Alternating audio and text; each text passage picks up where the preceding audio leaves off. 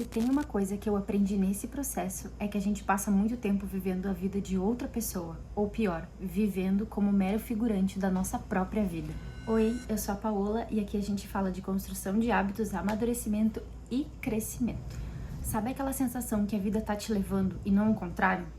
Pois bem, hoje eu quero te mostrar como eu saí do automático para viver uma vida com mais intencionalidade, mais cheia da presença de Deus e sem distrações. Não é fácil, mas dá pra fazer. Muitas vezes, sem nem perceber, nós nos comparamos, olhamos pra vida do outro, achando que a grama do vizinho é mais verde, mas não é esse o caso. A gente acaba entrando num caminho de comparação sem volta e as redes sociais fazem isso cada vez ser pior. Na realidade, a rede social, se a gente não tem uma boa prática de uso, a gente acaba usando ela para coisas ruins, no caso de se comparar, de olhar para a vida do outro, de achar que o outro tá fazendo mais. Quando na realidade aquilo que a gente tá vendo é só um pedacinho da vida daquela pessoa, não quer dizer que ela tá vivendo exatamente aquilo que ela tá postando. A gente corre tanto para olhar para as expectativas dos outros, para cumprir as expectativas dos outros, que a gente não olha para as nossas próprias expectativas quanto a nós mesmos. E isso precisa mudar. O resultado disso tudo é frustração, cansaço, desalinhamento da vida no geral, porque a gente acha que tudo que a gente faz não é suficiente. Olha lá, ela faz o mesmo tempo de academia que eu, mas parece que eu não tô evoluindo. Não é isso, é que cada um tem o seu próprio ritmo e a gente precisa entender isso. E muitas vezes a gente acha que porque o outro tá fazendo, a gente também deveria fazer. E não é assim que funciona. Esse é só um exemplo de como a gente faz as coisas sem foco e isso acaba levando a gente pro caminho errado. Porque no fim das contas a gente não tá fazendo aquilo com intencionalidade e nem com presença, a gente nem tá ali, a gente parece que tá fazendo só pra cumprir uma meta, só pra dar um checklist lá num papel ou num bloco de notas, enfim. Eu vivi assim, até que um dia eu entendi que Deus me fez única, a minha história é única e tudo aquilo que Ele colocou em mim é único. Não tem ninguém no mundo que tenha as mesmas coisas que eu. Habilidades são construídas, é óbvio, mas a pessoa nunca vai ser a pessoa que eu sou, porque a minha história, a bagagem que eu carrego é completamente diferente de outra pessoa, assim como não há possibilidade de eu ser igual a outra pessoa. Não existe isso, Deus fez cada um único. Foi como se Deus virasse pra mim e dissesse assim: Paola, tu está vivendo uma história que não é tua. Tu está vivendo uma história que outra pessoa está escrevendo, não a história que eu escrevi pra ti. Essa não é a vida que eu tenho pra ti, essas não são as coisas que eu tenho pra ti. Quando Deus me fez essa pergunta e eu entendi que, opa, só um minuto, eu acho que eu tô andando pela direção errada, aí as coisas realmente mudaram. Eu comecei a olhar pra outro lado. A lente que eu estava usando para ver a minha vida era a lente dos outros. E também uma lente distorcida daquilo que Deus queria que eu enxergasse. Porque eu via as minhas falhas, as minhas expectativas e até mesmo a opinião dos outros. Mas eu não estava olhando para o que era mais importante, que é a lente que Deus queria que eu visse a minha própria vida. Filha, essa é a vida que eu tenho para ti. É assim que tu deve viver. Tá, mas qual é a lente de Deus então? É a identidade. É a identidade que Ele me deu, que realmente mostra quem eu sou nele.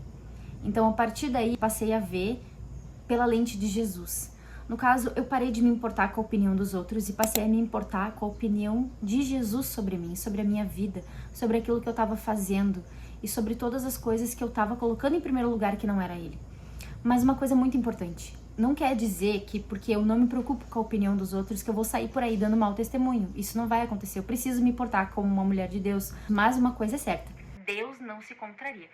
Se Deus está falando algo que está de acordo com a sua palavra, filtre, converse com Deus, coloque em oração e Deus vai te responder, porque Ele é um Pai amoroso, Ele vai te responder. Tá, e o que eu fiz para mudar isso?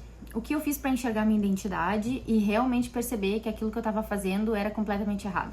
Aqui vão 3 coisas que eu revi na minha vida, que me fizeram sair do automático e perceber que aquilo que Deus tinha pra mim era muito maior do que eu tava achando que era. Eu comecei a ler a Bíblia de um jeito diferente. Esse é o ponto número 1. Acontece que dentro da Bíblia a gente tem todos os assuntos possíveis. Deus fala sobre finanças, sobre perdão, sobre amor, sobre casamento. Aqui dentro tem um manual da nossa vida. Simplesmente a gente não pode viver a nossa vida sem levar em consideração isso daqui. Gente, porque é o pior caminho que a gente pode tomar é ir pelo caminho dos outros. Deus tem um caminho para nós e Ele fala através daqui. Então a gente precisa começar a ler a Bíblia com intencionalidade, buscando do Criador aquilo que Ele quer para nós. porque nada na nossa vida vai acontecer de forma mágica. A gente precisa buscar em Deus a direção da nossa vida, a direção das coisas, porque só Deus pode fazer coisas que a gente não pode fazer. Não adianta eu procurar um trabalho na força do meu braço, eu fazer as coisas na força do meu braço, sendo que Deus é o Pai direcionador. Ele sempre vai estar ali para me ajudar. Número 2. Desfoque da opinião dos outros. Cada um tá vivendo uma vida hoje em dia. Ninguém vive a vida do outro, certo? Certo. Ninguém tem o mesmo emprego, ninguém tem a mesma rotina, ninguém tem 5 filhos e a outra pessoa é solteira. Todo mundo vive uma vida diferente. E a nossa vida é feita de escolhas que nós mesmos fazemos. Nós não podemos colocar a responsabilidade das nossas escolhas sobre outra pessoa. Por isso é importante que tu escolha o que tu vai fazer, tenha clareza daquilo que está na tua frente, das coisas que estão acontecendo na tua vida, para que tu tome decisões sábias. E nunca esqueça que Deus está nesse negócio. Deus está querendo sempre te direcionar. Número 3, viver com intenção e intensidade.